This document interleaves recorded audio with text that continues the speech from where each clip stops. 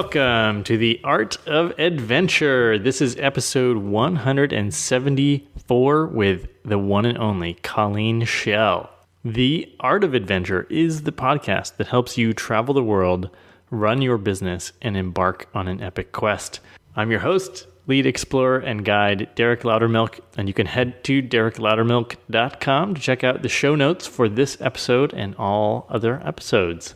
Also, I'd love for you to check out my Instagram. That's where you get the daily updates for what's happening in our travels, coming to you right now from Budapest, Hungary.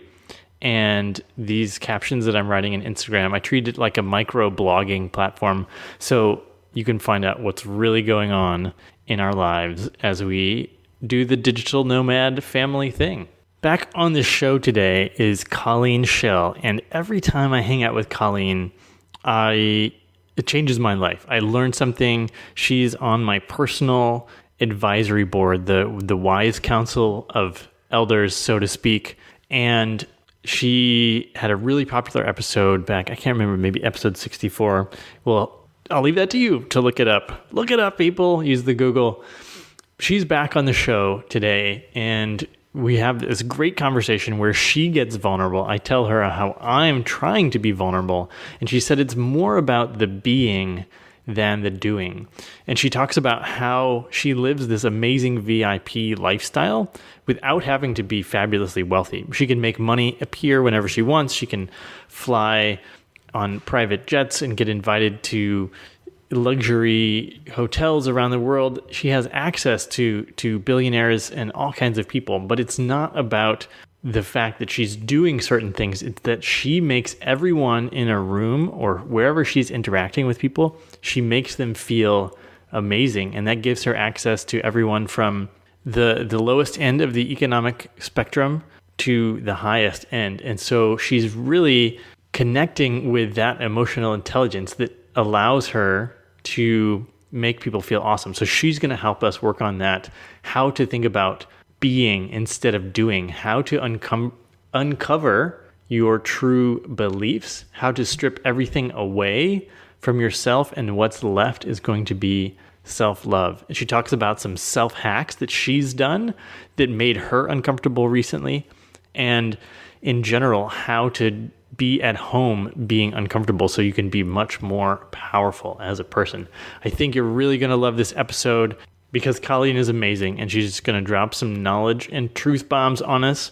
So without further ado, here is Colleen Schell.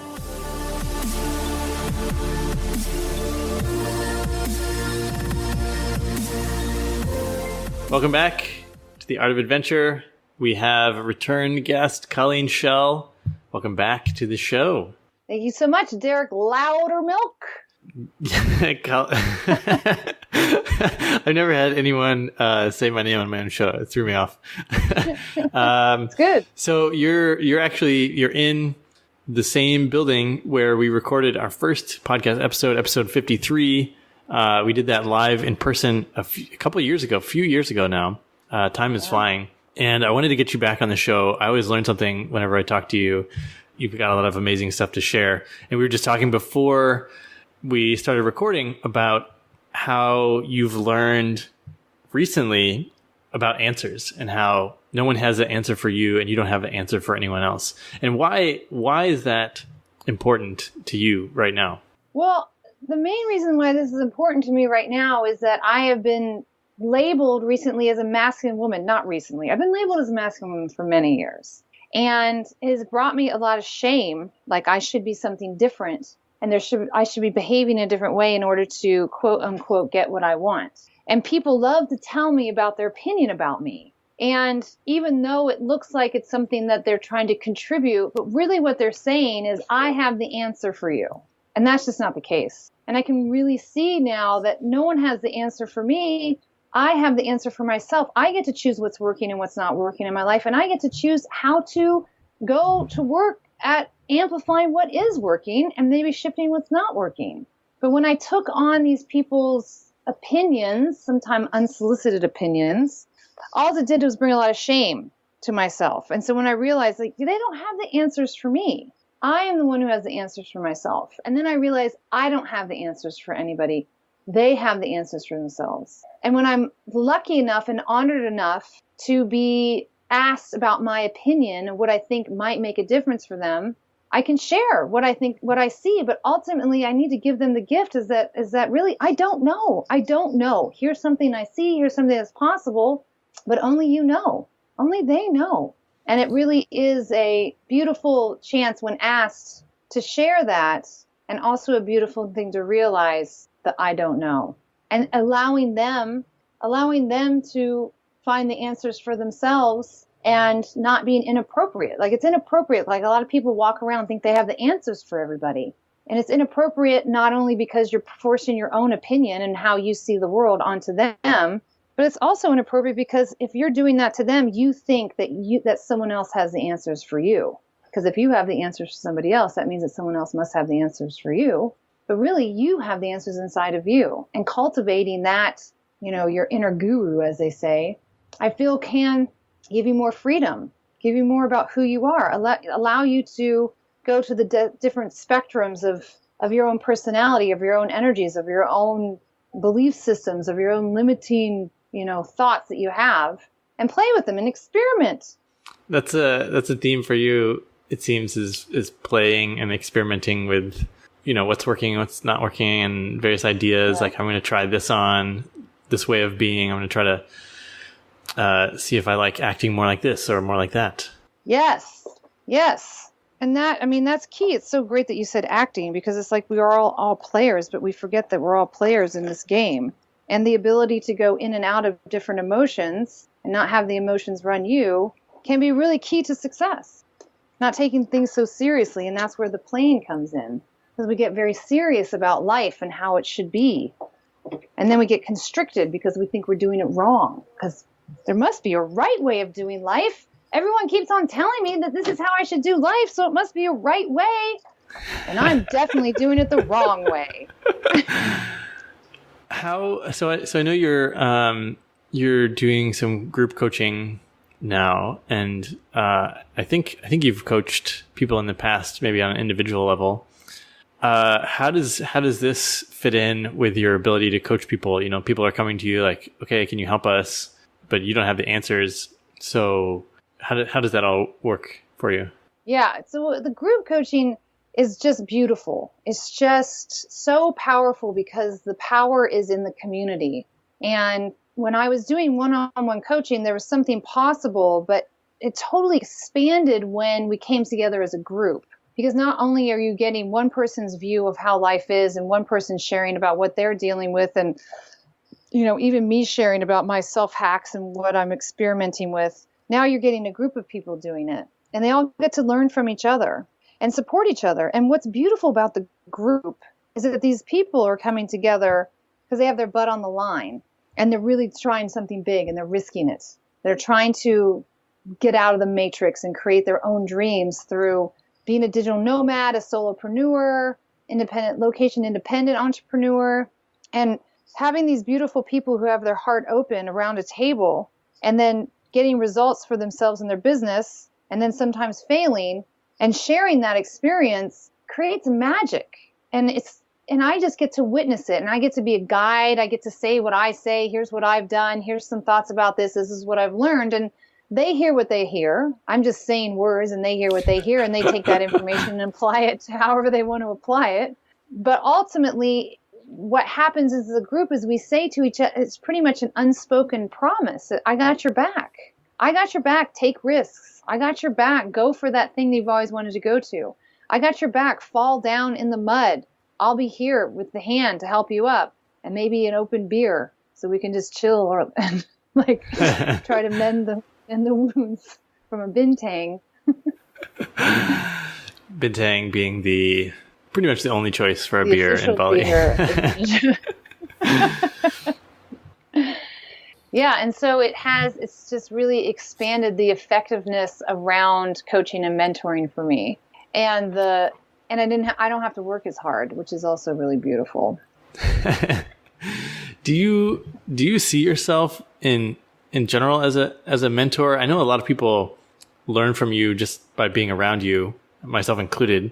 How do you think of yourself these days?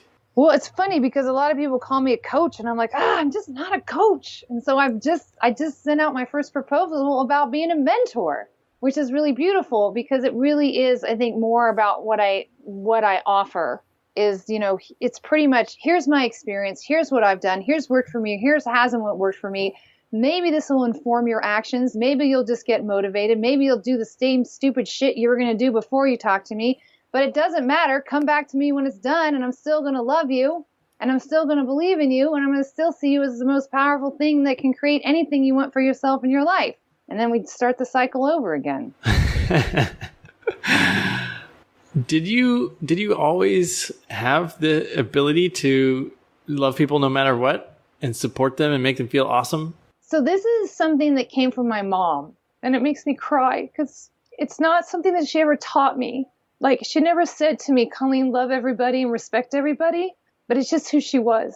And she had so much honoring of people and just had this commitment to making them feel great. She said hi to them. She got interested in them. She would start a conversation with them. How are your kids? She didn't care who you were, what your status was. And she just treats so many people with so much respect. And it really taught me, really paved the way for me to show up the same way. And this is a huge contribution to why I live the VIP life that I live, no matter what's in my bank account. And that is because if I'm talking to the man who lives on the street with not a penny in the bank account and having a great conversation with him and showing him respect because we are equal, there's nothing different between me and him as far as our humanity is concerned. What that also taught me is there's nothing difference between me and the multimillionaire. So having those open, free conversations with the people who are in power, quote unquote, also gave me the freedom. So I get to be me no matter who I'm with. And one of the key things I think, I've never asked anybody this, but one of the key things I think that why I am invited into powerful circles is because I don't put people on the pedestals that most people do. I get to have real, authentic conversations with them and get interested in them.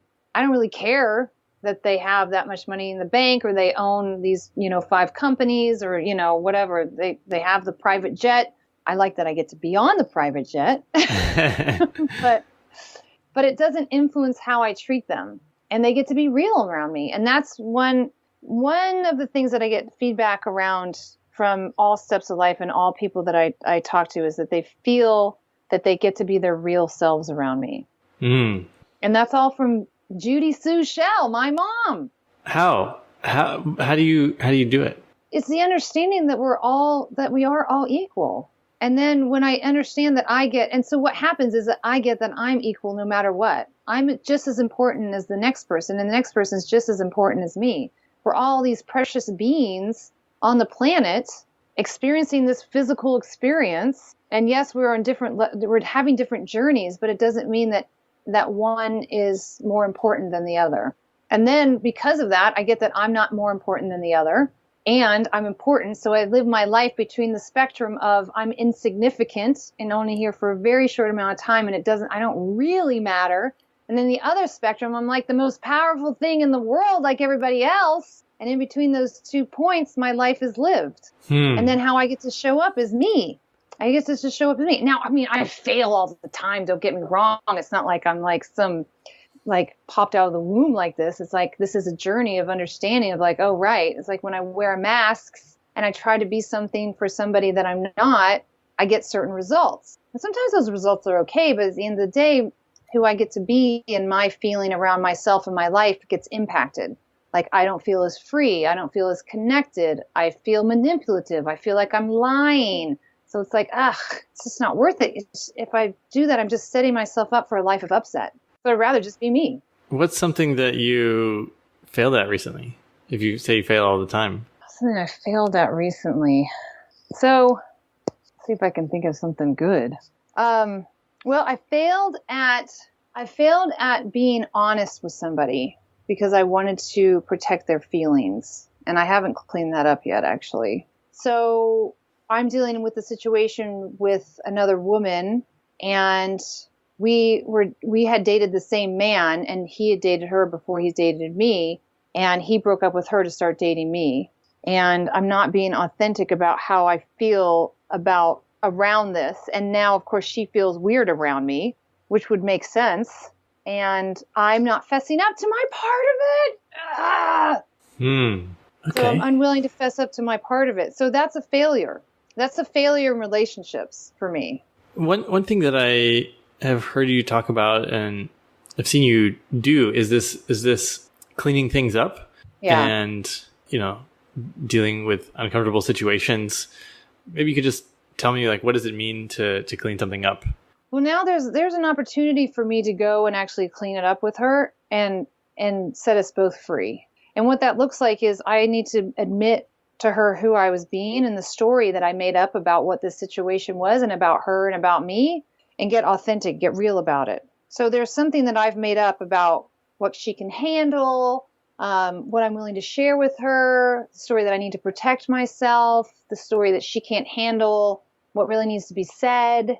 And there's an impact of these stories. So I make up these stories about people and life. And then my actions are directly correlated with those stories. They dictate what I do and what I don't do, what I say and what I don't say, how I behave around that person.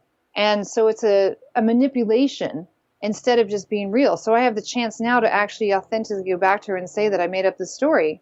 And then I get to share the impact. Like I can say, I made up a story that you can't handle what needs to be said around this relationship. So I'm trying to protect you because you're weak and small. It's never pretty. It's very nasty. So I'm creating her as weak and small. And the impact is I haven't been able to be free around her. She feels like I'm hiding something, which I am. There's also an impact in, how she feels around me. Now she gets to feel weak and small around me instead of who she actually is, which is, again, is a powerful being. And the impact on me is that I get to feel, it's so funny because I'm just like, I don't feel better than. I get to feel better than her, like more powerful. And, oh my gosh, I can handle this, but she can't. Oh my God, I'm the better person. Oh my God. It's so awesome when I call myself out on this shit. It's so good. It's so good. So good. Yeah. So this is the thing. We're all bullshitters. We're all a bunch of fucking bullshitters, including me. I'm the number one A bullshitter. But anyway, I will continue. So now there's an impact on my behavior, and now I get to create something else. So I actually can now create her like she's a powerful woman and can handle any communication I need to communicate with her. And I'll make a commitment to her that that's how I'll see her. And if I see myself backing away, what I'm going to do is move forward towards her instead and just say what needs to be said.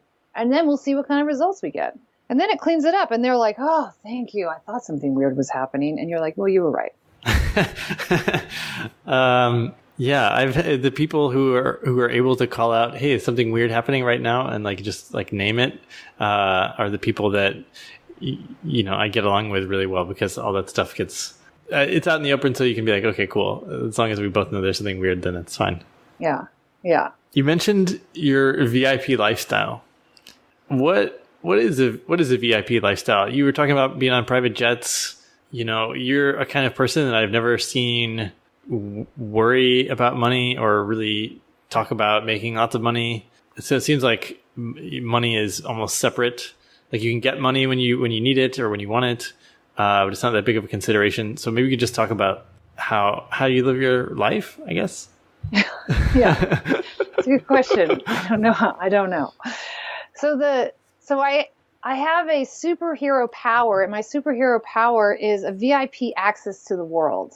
And I attribute going back to, being empathetic with people and understanding we're in the same footing, but it's really being empathetic with people. So when I am with people, I have cultivated, and this is over years and years of practice and working at it and doing self-hacks and getting uncomfortable and experimenting with life, is I keep on cultivating more and more self-love. And when I cultivate more self-love, I'm able to give more love into the world. It's like, if you have an apple, you can give an apple, but if you don't have an apple, you can't give an apple. And it's like, I have all these freaking apples now that I keep on giving that I can give. And it's like an overflow of the apple orchard. I got a huge orchard at this point. And, because I am empathetic and because I like listening, I have a natural love of listening. I love listening to people and storytelling and people telling me their stories. And I get really interested, like a young kid, like you're telling me a nursery rhyme. I'm like, what happens? What happens? Does she die? Does she get back to life? People love having me around because I make them feel great. I make them feel like they are important. And then because of that, I get invited to things. So I get invited onto the private jet. I get invited to stay in the mansion on the coast of Miami. I get invited to go to Monaco in the limousine and la, la, la, la, la. Because people like having me around. And it looks like, the benefit of that is that it's fun. Like it's fun to go and do that stuff. It's not necessarily what makes my life rich. It really is the human interaction that makes my life rich. So even if you're not inviting me to a private jet, I don't really care about that. It's just like, oh, this is a fun adventure. Okay, let's go do that. But it's it's almost like I have a VIP access to people's hearts, which is awesome. Wow. And it actually moves me because it's something that I feel so honored about. And I don't take it lightly. And that's what really has my life feel like a rich adventure. And, the money thing is like, of course I have fears around money, but I also have, a feeling of access just because of the self-love. It's like, okay, you've done this before, Colleen. You can dip your toe into the river of money at any point whenever you want to. And, I've also been highly trained in corporate America. I worked with very large organizations, and luckily the talents that I have inside of business are very desired by people, and they'll pay a lot of money for them. And I'll tell you that the experience I have gets me in the door, but it's the emotional connection that closes the business. And so the emotional intelligence that I cultivated, emotional intelligence so much, has been a very good strategy. Yeah. Because sometimes I'm up against very large companies that have tons of staff, and I get chosen. I'm an independent, consultant. I mean, there'd be really no reason to choose me. Like, it'd be like, if they choose me, there's this big risk. Because, if you choose to go with Microsoft over Linux, that you're choosing it's like, you're not going to get in trouble if Microsoft fails, because you're like, well, they're Microsoft. But if you choose Linux and Linux fails, the executive team is going to be like, why did you choose Linux? And you're like, I don't know. You're like, you're fired. So it's like they're choosing the Linux and taking that risk, which is nothing to bat an eye at and nothing to step over, like something to really be honored by. So at some point in your life, you were like, okay, I want to get good at emotional intelligence because I think it'll be useful. Yeah. How old were you when you thought that? So I was naturally good at emotional intelligence. I think we talked about this last time. We can talk about it again. I was naturally good at emotional intelligence, and I would get promoted in interviews. So I would go in for a manager position, and they'd be like, we know you came in for the manager position, but we need a director for Would you want to do that instead? And I'd be like, okay, sounds good to me. And I'd be going along my way, and I'd be doing really well. And then about 6 months into it, it was like clockwork. It's like 6 months into it, I'd be growing the business. I'd be making some results. They'd be wanting more from me. And then I would get too stressed out, and my intelligence and my productivity and my effectiveness would go out the window. So much so that one time, a man who was running a multi-billion-dollar advertising agency that I was working for called me in and said, Colleen, what happened to you? He's like, what, used to be really effective, used to be getting all these results, and now like you're doing, what's going on? I'm so confused. And then I got really confused too. I'm like, I'm confused too. I don't know. And then I started reading about stress in the workplace, and I started getting exposed to emotional intelligence and how that would help with stress. And then I realized, oh my gosh, I'm naturally emotionally intelligent, but because it was a blind spot for me, I didn't know how to use it. It was just kind of lucky.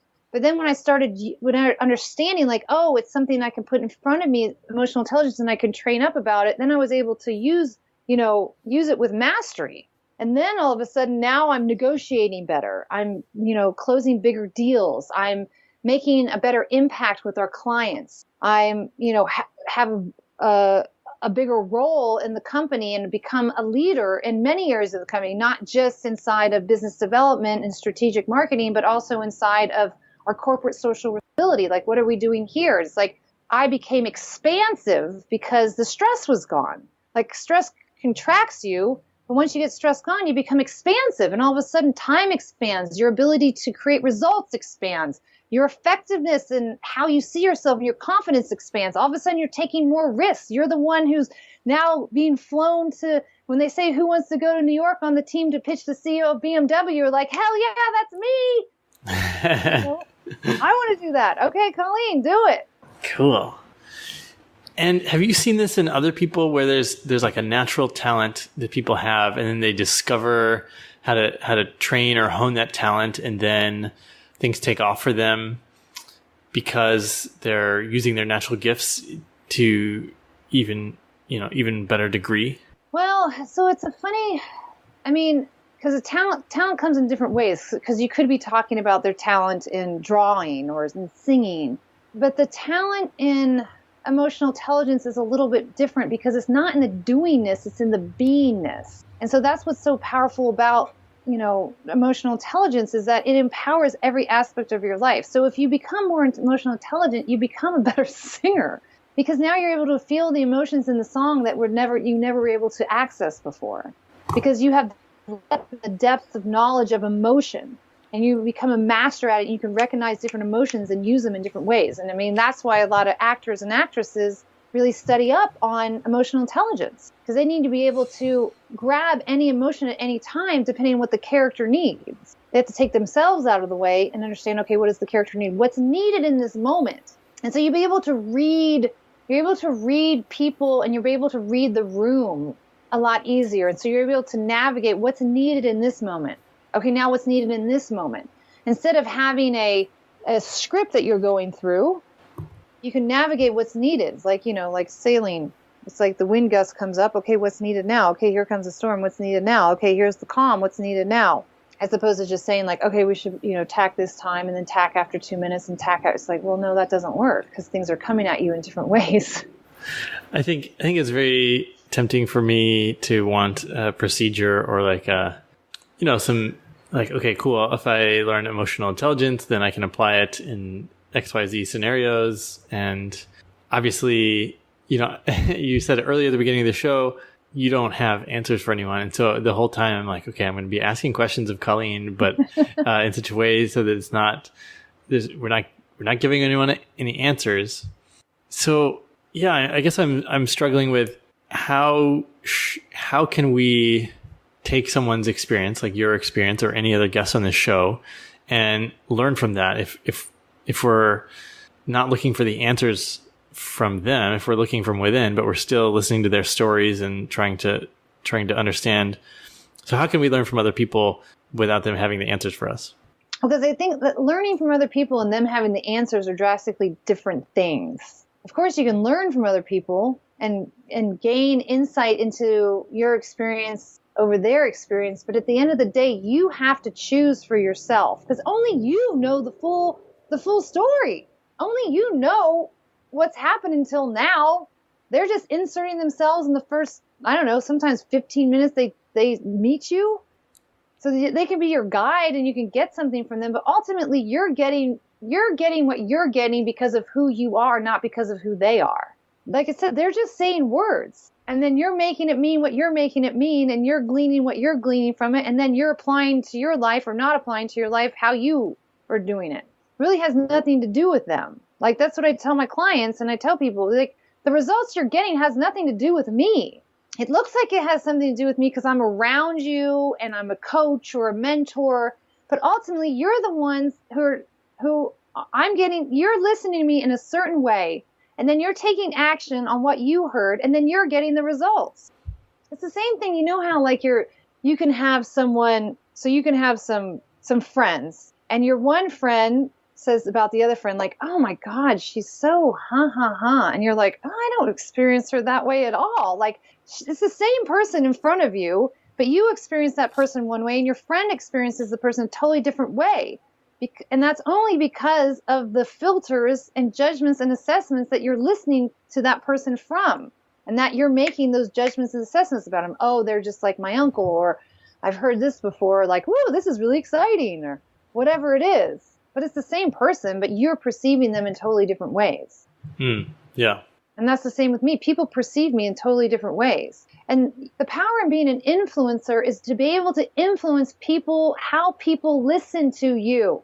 Because if they have their judgments and assessments about you, I mean, they have your judgments and assessments about you nonetheless. If those judgments and assessments about you take them out of the game of you influencing them, then you've lost them. So luckily, a lot of people think I'm powerful and empowering and loving. Some people hate me. Right? Some people are like, oh my God, that girl, she is just annoying and loud and cusses and masculine. I hate her. And those people usually move along, right? But other people, see me as someone powerful, so they give me the grace of their listening. And then when they see me as someone powerful, what happens is that they're willing to take actions on what I say. So when I say go clean it up, they go clean it up. When I say don't do this, do that, they follow it. And come back to me when it's done. Because they're giving me the grace of their listening. But they chose that. I didn't. They chose it. I mean, I can influence it through my love of them. That's the main thing. When people feel loved, they trust you. And they're like, okay, I'm going to go do that. But I don't promise that it's going to work. I'm like, so I do this sometimes. I tell them I do this sometimes and it doesn't work. And I have to be like, ooh, okay, I'll try again. I don't know. That didn't work. All right. Maybe I'll go in next time. So I'd love to get your thoughts.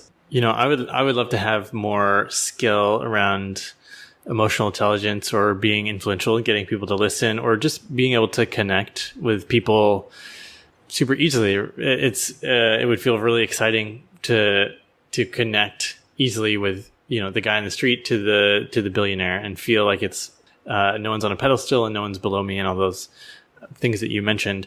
And to try to get better at those things, I'm like, okay, I think I need to be maybe I need to be more vulnerable. So I try to okay, so I'm trying to be vulnerable. Okay, maybe I'm trying all these things like that. That's just the one that comes to mind.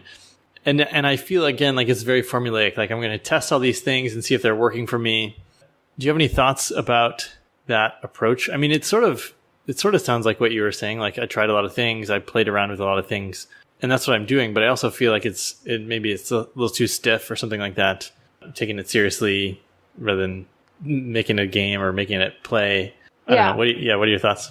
So here's the tricky thing, is that if you're doing this stuff in order to, like a strategy, it's not as effective as just doing it because you want to do it.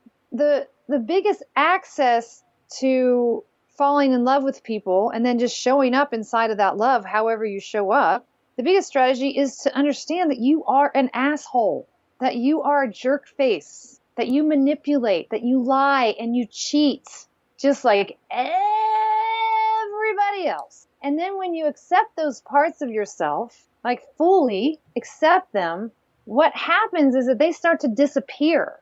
And then what shows up is love. Because it's like when you take, love is like not necessarily an emotion, even though we think it's an emotion.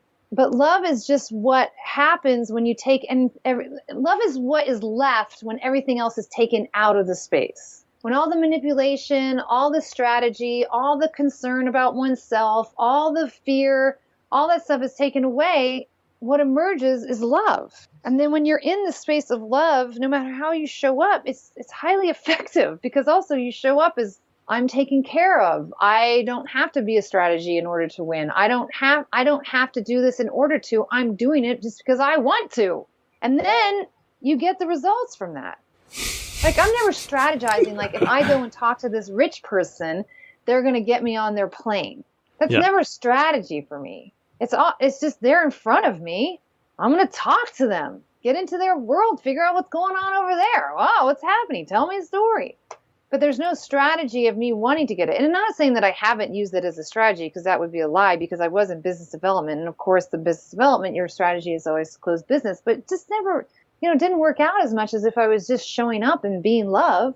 I just show up and be love, which is a lot easier than all that other stuff. Then I get better results. And not only do I get better results, no matter what happens, even if I don't get the better results, I walk away so proud and so confident and so happy with my actions. And it allows me, again, to just keep on reaching for the brass ring, keep on going inside of my commitments, keep on keeping on. Like, I can do this. I can do this. It's reaching for the brass ring? Is that a term that I should know? I think it is a term. I've used it for years. I think it's a Judy Shellism. I'm just going to keep reaching for that glass of water. Can you give an example of a time when you showed up as love and it worked out really well? Yeah, I could give tons of examples. I can give tons of examples. Let me give you an example of a self-hack that I just did like 3 weeks ago. It's very uncomfortable. And I hope that the listeners get it. So one of the things I do realize, and this is a journey, this is a lifelong journey of unveiling the barriers of me loving myself fully and everything fully. And on this journey, I'm realizing that there's a coach said to me, "You're a big show. You're a big show and a hard sell." And I'm like, okay, well, what does this mean? And I started digging into it and I started realizing, like, yeah, I am a big show. Like, I know how to entertain people, and people love the big show. People love the Colleen show. It's entertaining, it's playful, it's fun. Sometimes it's crazy looking. And so I'm like, all right, well, what would happen if I just showed up just as me? Because there's a concern, like, do people love me or do they love the big show? And I was, one man once told me, he goes, if someone's having a crisis, show up in a white t-shirt and blue jeans because it has nothing to do with you. And me showing up in a white t-shirt and blue jeans, I like to put on makeup. I like to do my hair. I like to be like, wear color and scarves and all this good stuff. So I was like, all right, I'm having an identity crisis. I'm going to show up white t-shirt, blue jeans, and I'm going to go to an open mic and I'm just going to talk. No big show. And so before I get on to talk, I'm crying. Now, I've talked in front of hundreds of people many times in my life, right? And it's beautiful because I know what people want and I deliver what people want, and it's like a nice show. But I've never just talked in front of a group of what's happening and what I'm feeling. And so I did that, and I'm crying beforehand. I'm like, and looking and witnessing myself like, why am I so upset right now? This is so crazy. There's 15 people at this cafe. What does it matter? So I got up on the mic and I shared what I needed to share. I kind of shared this whole thing on a big show. I had to do it to survive my family, blah, blah, blah. I'm crying. I can't imagine what these people are thinking. I just can't imagine. These poor tourists in Bali. But everyone's listening to me. I thought for sure they would drink their coffee, start talking or whatever. But everyone is focused on me and listening to me and giving me, again, this grace of their listening, this generosity. And in that moment, I got that I really showed up inside of love for myself. And I got to transform, because then I'm like, I don't want to be the big show. But then I got to transform. I was like, oh, wait a minute. No, I am loved and I'm safe right now and I'm taken care of. And I don't have to have the big show. And guess what? I can do the big show too, because it is fun. I like the big show. Other people like the big show. But it's not a trump card that I keep on having to give in order to win at this game of life. So it gave me this newfound way of being that's more, I don't want to say authentic, because the big show is, there's something really authentic for me about the big show. But there's this, again, I can now go into the spectrum and I don't have to just be the big show. I could just be the crying weird girl with the white t-shirt and blue jeans in the front of the room. And it's okay. It's okay. No one cares. In fact, Wow. They thought it was great. They're like, that was great. That's so cool. I love that. Yeah. It's a good self-hack for sure. Do you actually have a white t-shirt? Yeah, I do. Okay. Yeah. And I can tell you, there's tons of stuff I can tell you about that, but what else you got? Well, is there anything that I haven't asked you about yet that you think is important for people to know about playing at life or self-love? A couple of the themes that we've touched on. Yeah, I would say that the biggest game to play while you're here, I think, this is my thoughts and opinions, is the game of self-love. How do you love yourself more? How do you accept yourself more? How do you Love every part of yourself. And again, admitting that, you're not that great. You are a jerk face, and that's okay. This is our machinery. It has nothing to do with you. If you had any say so, you would always show up as joyous, free, happy, playful. But our machinery, how our humanness works, like our physicalness, our brain and stuff, it traps us. It has us be fearful. It has us want to manipulate. It feels like that we have to, get something before someone else gets it, or we're not going to get it. And once you start deconstructing the part of yourself that's your machinery and the part of yourself that is the true self, who you want to be, and then being responsible for the machinery and how it has you behave, then self-love just starts cultivating. Like you just start getting it. And the deeper your self-love, the deeper love that you have for others, and the deeper love you have for others, the better relationships you have. And relationships really create the flavor of your life. There's a book by Kamal Ravikant called Love Yourself Like Your Life Depends on It. And he's a Silicon Valley entrepreneur, and he was feeling depressed, thinking he wanted to kill himself. And so instead he wrote, I love myself over and over again. And then he just said it in his mind over and over and over for a month or two. Like that's the only thing he was saying in his mind. I love myself. And it just went, and he said this whole world opened up and all these amazing opportunities happened. And he was like, cool, I solved it. And then he stopped saying that. And then, the opportunities started to go away. So he was like, oh, I better start doing that again. But that seems like one way to do it, a very brute force way to love yourself, just by repeating it over and over again, and it sounds like such a great thing to say, like, okay, learn to love yourself. This game of figuring out how to love yourself, accepting the parts of you, the jerk face, or accepting your machinery. It all sounds very simple. Is it really that simple? I guess is my question. Yeah, I mean, it's the age old answer to that question. It is simple. It's not easy. You have to be really dedicated to it. You have to do the work. You have to go out and experiment. You have to do things that are uncomfortable. And when you start doing things that are uncomfortable, it reveals what's really running the show. So when I did the self-hack of white t-shirt, blue jeans, what was really running the show, and it became so loud to me, is that you're not good enough unless you do the big show. But then I started breaking that down. Like, well, no, what do you mean? They're all paying attention to me. Apparently I'm good enough. What the hell is my problem? So now I'm faced with evidence that my belief is not true. And then when I get that evidence and start believing that evidence, that now becomes my new belief. And my beliefs are what have me act and behave in certain ways. They are direct correlation with the actions I take and the actions I don't take. It's like what Ford said, Henry Ford. If you believe you can or you believe you can't, you're right. Yes. I love that one. Yeah.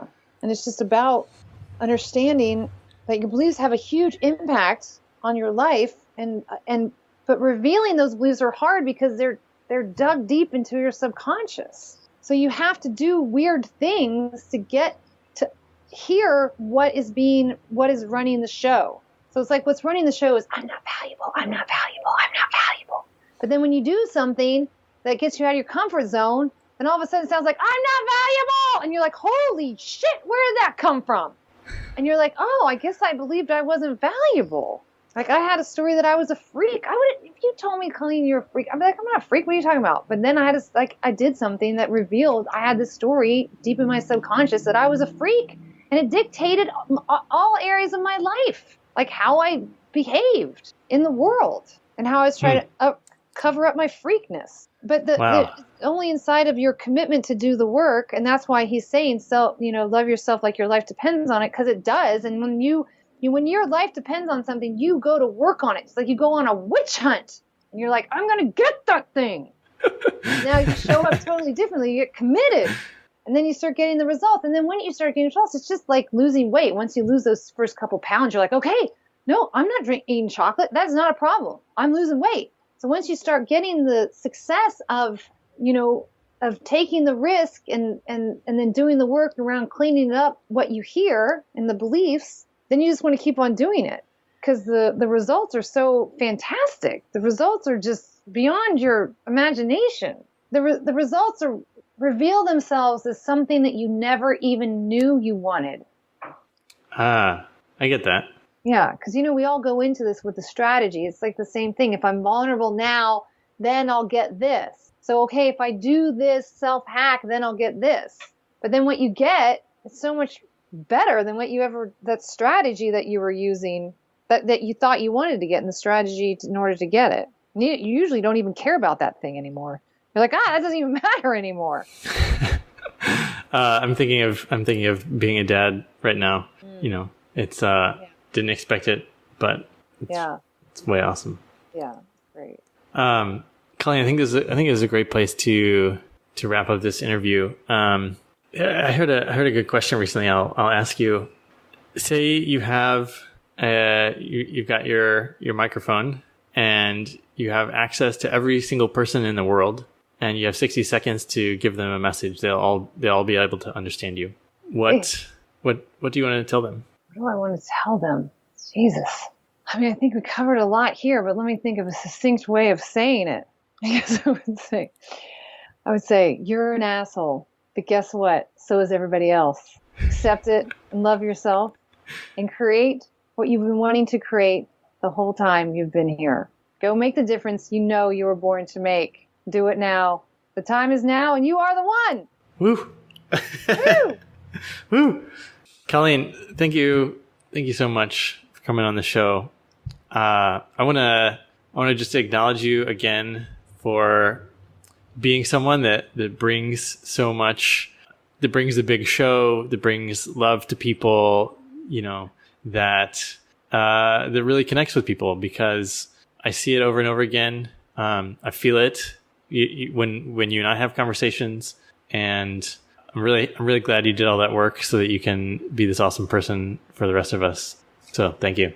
Thank you, Derek. I really appreciate that, and I totally get it. Thank you. And I would acknowledge you for being someone who reaches for the brass ring and being willing to be in that really scary space of being in the air as you jump from the edge to the ring, and sharing yourself fully and being a platform for other people to share themselves fully with the intentions that other people get to live great lives. It's beautiful, honey. Thanks, Colleen. Yeah. If people want to find you online, should you wish to be found, where can they look? Where they could look right now, which would be awesome, is go to thecrewbali.com. I am running a group for solopreneurs, which is a success incubator. And I'm taking 8 to 10 amazing people who want to live an alternative lifestyle, but still make money and be successful at the same time so they can continue doing it. So thecrewbali.com, come over to Bali. I will kick your ass lovingly. You'll experience things that you've never experienced before, and you will fall in love with yourself in a whole new way. Boom. Perfect. Yeah. Thanks, Colleen. I really appreciate it. Thanks you, dear Louder Milk. All right. Bye-bye. Bye.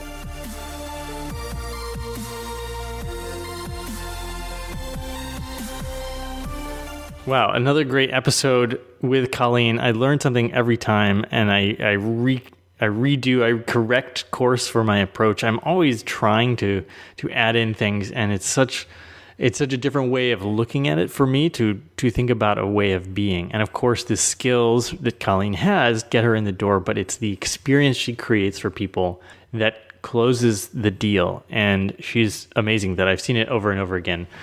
So hopefully you got some really good information and useful bits for your own life from this show. And we'd love to hear feedback from you. You can tweet at me or comment on Instagram, or head over to iTunes and put your comments and feedback for Colleen in the show notes, because I'm sure she would love to know what kind of impact she was making for you guys. And as usual, I have an offer for listeners of this podcast. I'm really excited because I've been here in Budapest for the last 5 weeks doing a lot of talks about the future of work and location-independent business. And there is such a movement going on here and Europe and all over the world where people are starting businesses that they can take anywhere and creating time freedom for themselves so they can work at the ideal time of day and they can spend time with their family if they need to, and all these great benefits. And I'm seeing so many people have success with this. If this is something that you're interested in, if you want to make the leap to take your existing business to location independent, or if you want to start a business but you're not sure exactly who you're going to help, what product you're going to create, the exact mechanics of how you're actually going to make the money, then that's where I come in. So let's hop on the phone, let's hop on Skype, and we'll do a 60-minute strategy session, a business strategy session. And you can sign up for those by going to the website in my coaching section on derekloudermilk.com, or you can send me an email and tell me a little bit about yourself, derek@derekloudermilk.com. That's all for today's episode. Thanks so much for listening. Now it's your turn to go out there and be adventurous.